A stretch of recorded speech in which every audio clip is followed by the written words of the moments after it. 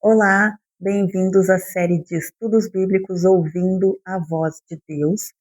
Neste vídeo estamos no estudo 24, Princípios de Conduta Cristã.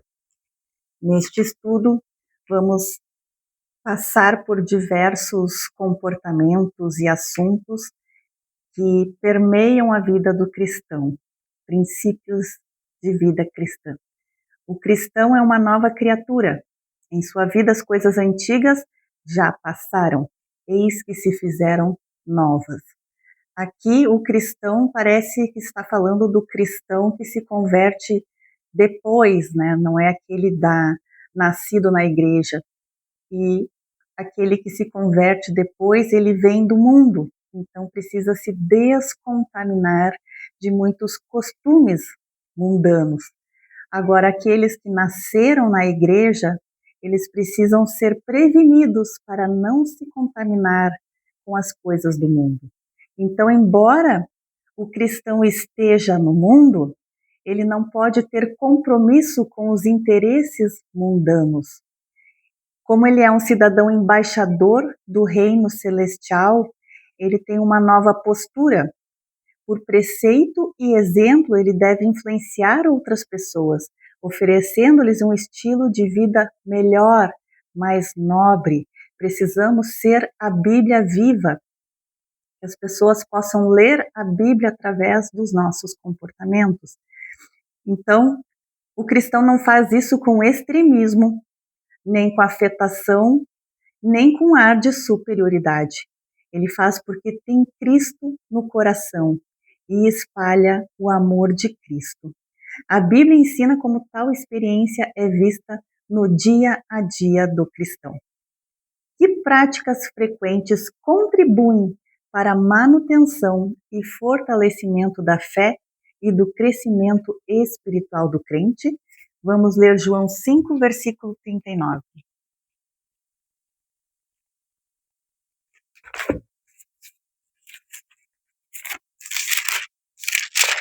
João 5, versículo 39.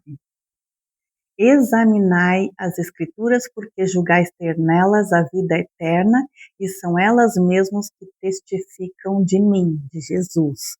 Então, precisamos examinar diariamente as Escrituras para ouvir a palavra de Deus, nos firmar na palavra e conhecer Jesus. Vamos ler Colossenses 4, versículo 2.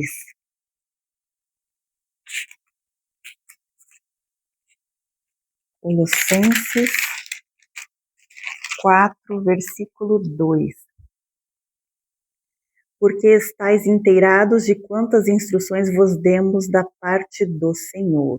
Precisamos, eu li Tessalonicenses, é Colossenses, desculpa. 4, versículo 2. Perseverai na oração, vigiando com ações de graças. Então, a oração é a nossa conexão com Deus, nós falando com Deus. A leitura da palavra é Deus falando conosco, né? E também ações de graça, né? Nós somos uma família e precisamos nos ajudar uns aos outros. Hebreus 10, versículo 25.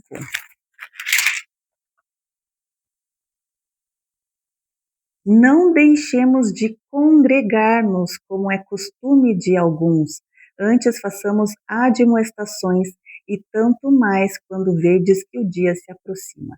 É importante congregar, nos reunir com os nossos irmãos e também admoestarmos uns aos outros para nos mantermos firmes no nosso comportamento cristão. Marcos 5, versículo 18 a 20.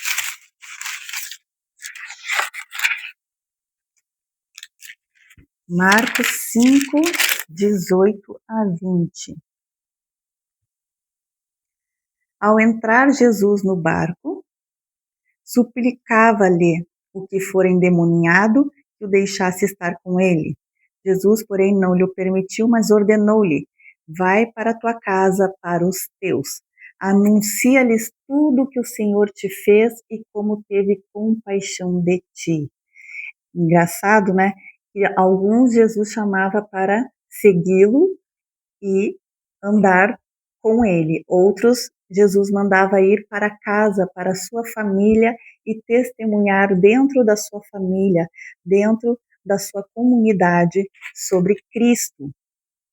Então, ele foi e começou a proclamar em Decápolis tudo o que Jesus lhe fizera, e todos se admiravam.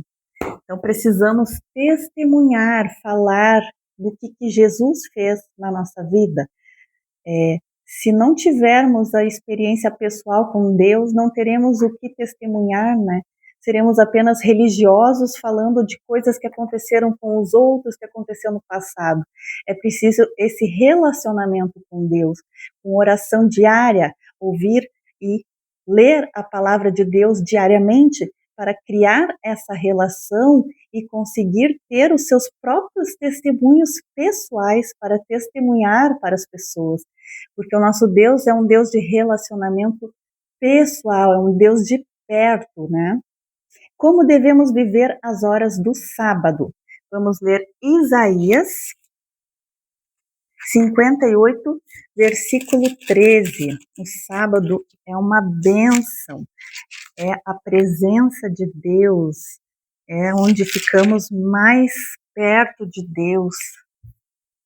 Isaías 58, versículo 13 e 14. Se desviares o pé de profanar o sábado e de cuidar dos teus próprios interesses no meu santo dia, de chamares ao sábado deleitoso e santo dia do Senhor, digno de honra, e o honrares, não seguindo os teus caminhos, não pretendendo fazer a tua própria vontade, nem falando palavras vãs, então te deleitarás no Senhor. Eu te farei cavalgar sobre os altos da terra e te sustentarei como a herança de Jacó, teu pai, porque a boca do Senhor o disse. É uma promessa de Deus que o sábado será um deleite quando for guardado. Vamos ler Lucas 4, versículo 16.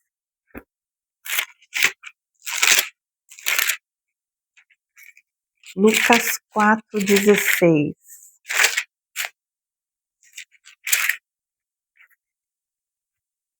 Indo para Nazaré, Jesus, onde fora criado, entrou num sábado na sinagoga, segundo o seu costume, e levantou-se para ler. Era costume de Jesus ir na sinagoga aos sábados. Nós vamos ao culto nos sábados, igual Jesus fazia. Vamos ler também o outro versículo aqui que pediu, 31. Jesus, de novo, desceu a Cafarnaum, cidade da Galileia, e os ensinava no sábado. Jesus ensinava nos sábados. O exemplo de Cristo nos ensina que o sábado não é um dia para não fazer nada, mas é um dia de adoração, comunhão e serviço desinteressado ao semelhante. Os limites do sábado vão desde o pôr do sol de sexta-feira ao pôr do sol do sábado. E nesse período as atividades materiais dão lugar às espirituais. Porque aprendemos lá em Gênesis, né, que o dia começou com tarde e manhã, nessa ordem. Então, quando o sol se põe, já começa um novo dia. Por isso, a partir do pôr do sol de sexta até o pôr do sol de sábado, que contabiliza as horas do sábado. Como devem os membros da igreja se comportar em relação aos seus irmãos? Vamos ler Efésios.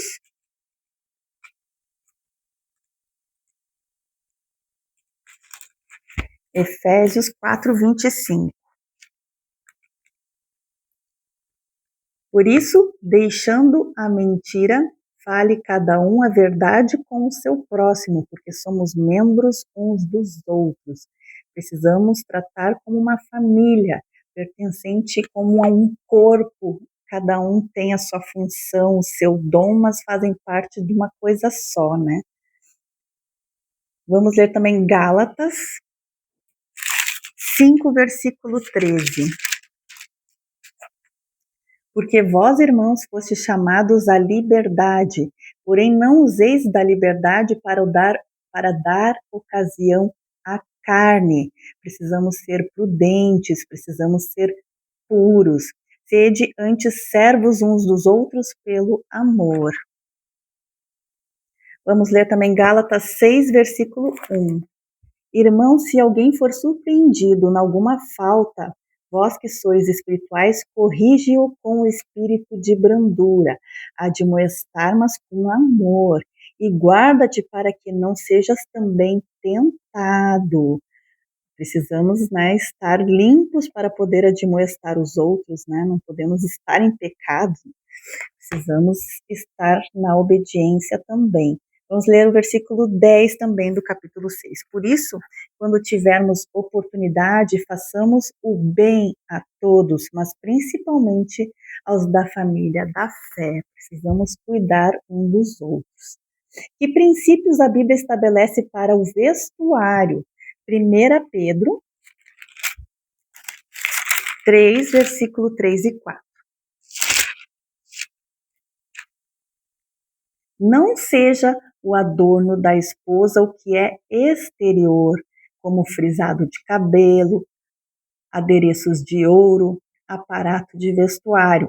Seja, porém, o homem interior do coração, unido ao incorruptível trajo de um espírito manso e tranquilo, que é de grande valor diante de Deus.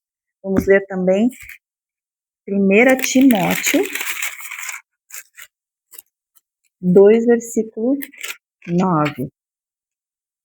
1 Timóteo 2, versículo 9. Da mesma sorte que as mulheres em traje decente se ataviem com modéstia e bom senso, não com cabeleiras frisadas e com ouro ou pérolas ou vestuário dispendioso. E qual é a atitude do cristão para com o casamento? Vamos ler 1 Coríntios 7, versículo 10 a 14. Ora, aos casados ordeno não eu, mas o Senhor, que a mulher não se separe do marido. Se, porém, ela vier a separar-se, que não se case ou que se reconcilie com o seu marido, e que o marido não se aparte de sua mulher. Aos mais digo eu, não o Senhor.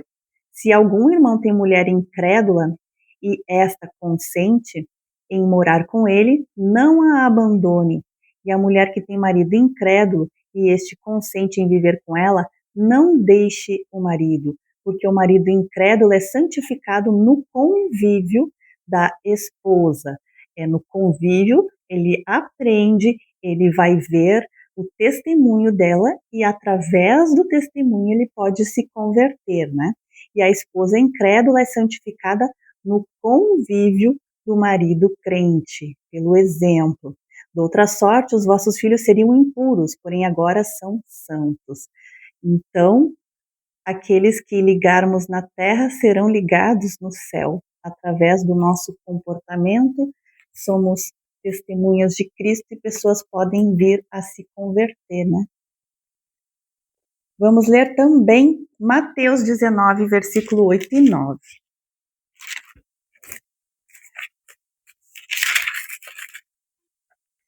Respondeu-lhes Jesus, por causa da dureza do vosso coração é que Moisés vos permitiu repudiar vossa mulher.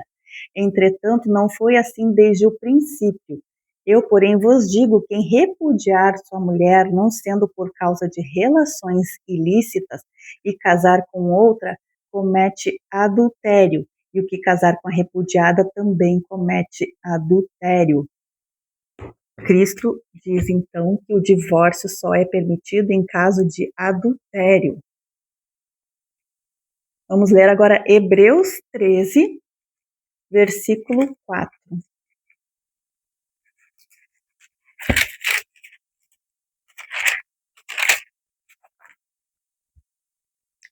Digno de honra entre todos seja o matrimônio, bem como o leito sem mácula, porque Deus julgará os impuros e adúlteros. E o que a Bíblia diz sobre costumes e diversões mundanos? Vamos ler 1 João 2, versículo 15 a 17.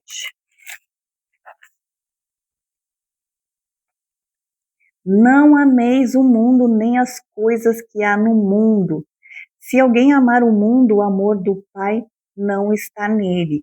Porque tudo que há no mundo, a concupiscência da carne, a concupiscência dos olhos e a soberba da vida, não procede do Pai, mas procede do mundo. Ora, o mundo passa, bem como a sua concupiscência. Aquele, porém, que faz a vontade de Deus permanece eternamente. Vamos ver Tiago 4, versículo 4.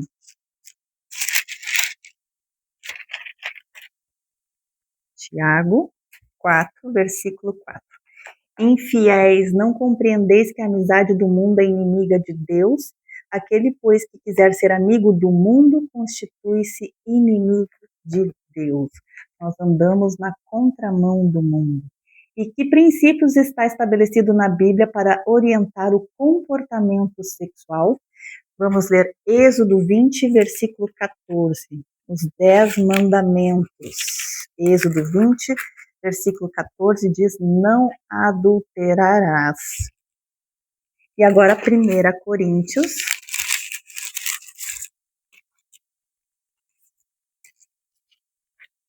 6,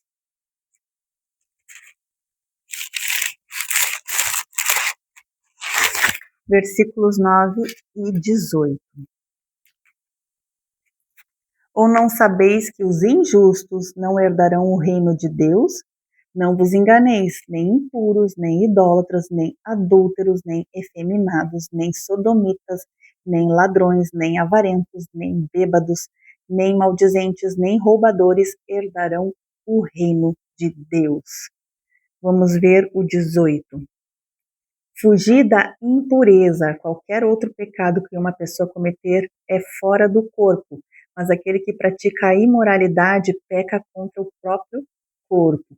Precisamos honrar o nosso corpo, também o comportamento sexual deve ser puro. Qual deve ser o comportamento cristão em relação às autoridades? Vamos ler Romanos 13,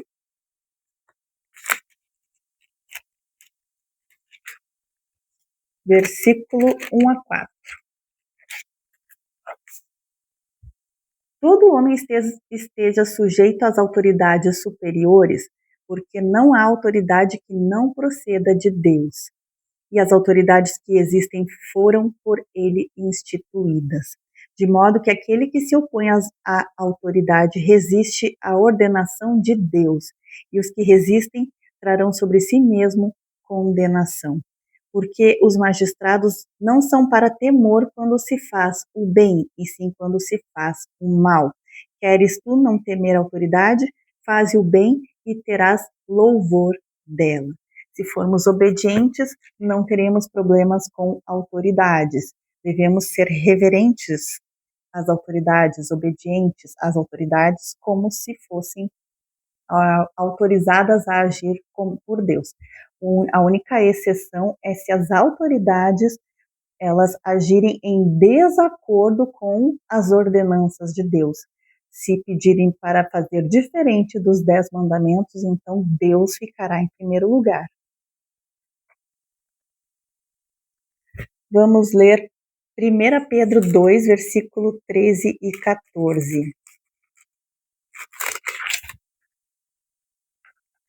Sujeitai-vos a toda instituição humana por causa do Senhor, quer seja ao rei como soberano, quer às autoridades como enviadas por ele, tanto para castigo dos malfeitores, como para louvor dos que praticam o bem. Então, se praticar o bem, não terá problemas com as autoridades. Vamos ler Atos 5, 29.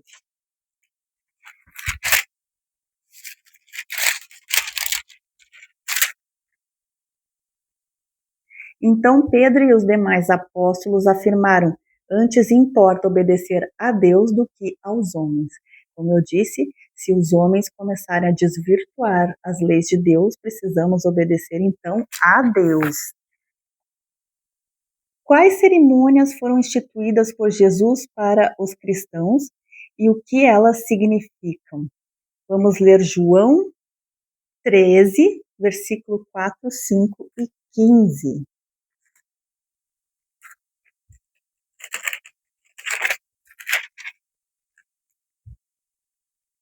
Levantou-se da ceia, tirou a vestimenta de cima e, tomando uma toalha, cingiu-se com ela.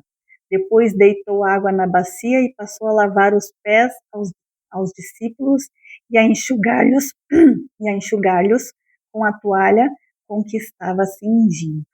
Aqui Jesus fez o lava-pés. Vamos ler também o versículo 15. Porque eu vos dei o exemplo, para que como eu vos fiz, façais vós também. Jesus está mostrando a humildade, sermos servos uns dos outros, né? Vamos ler também o versículo de 1 Coríntios 11, versículos 23 a 28. 11, 23 a 28. Porque eu recebi do Senhor o que também vos entreguei, que o Senhor Jesus, na noite em que foi traído, tomou o pão, e o tendo dado graças, o partiu e disse: Isto é o meu corpo que é dado por vós, a Santa Ceia. Fazei isto em memória de mim. Por semelhante modo, depois de haver ceado, tomou também o cálice, dizendo: Este cálice é a nova aliança no meu sangue. Fazei isto todas as vezes que os beberdes, em memória de mim. O sangue do Cordeiro, agora o sangue de Cristo, né, que substitui o simbólico, que era de animais, e agora o verdadeiro, que é o de Cristo. Então, nós vimos o lava-pés, uma cerimônia humilde, mostra que todos somos iguais perante Deus e igualmente necessitados dele para a salvação. E a Santa Ceia, que relembra a morte de Jesus e a nossa morte para o pecado. O pão representa o corpo de Jesus que foi sacrificado por nós. E o vinho, que é suco de uva, simboliza o sangue de Cristo vertido pelos nossos pecados. Terminamos a nossa lição, vamos recapitular. O cristão deve nutrir sua fé através de estudo diário da Bíblia e da prática da oração. Devemos amar nossos irmãos, frequentar a igreja e testemunhar de Jesus para outros. As mulheres devem se vestir com modéstia e bom senso. E os homens também, né? Costumes e diversões mundanos são inimizade contra Deus. Os casados não devem adulterar e os solteiros devem se manter puros, não praticar fornicação, né? Na Santa Ceia, celebramos a morte de Jesus e o lava-pés é a cerimônia de humildade. Vamos orar? Santo Deus, amado Pai, obrigado, Senhor, por nos reconciliar contigo e nos dar a oportunidade de voltar a obedecer aos teus mandamentos, a fazer a tua vontade. O Senhor nos transforme, purifique o nosso coração, nos guie nos teus caminhos, mostrando tudo que precisamos remover das nossas vidas que nos afaste de ti e possamos ser exemplos, possamos ser Bíblias vivas, que as pessoas possam enxergar Cristo em nós e através de nós. Em nome de Jesus, amém. Vamos fazer o compromisso de fé? Aceito viver de acordo com os seguintes princípios cristãos. Comungar diariamente com Deus, lendo a Bíblia e orando. Frequentar regularmente a igreja, participar dos cultos e testemunhar de Cristo.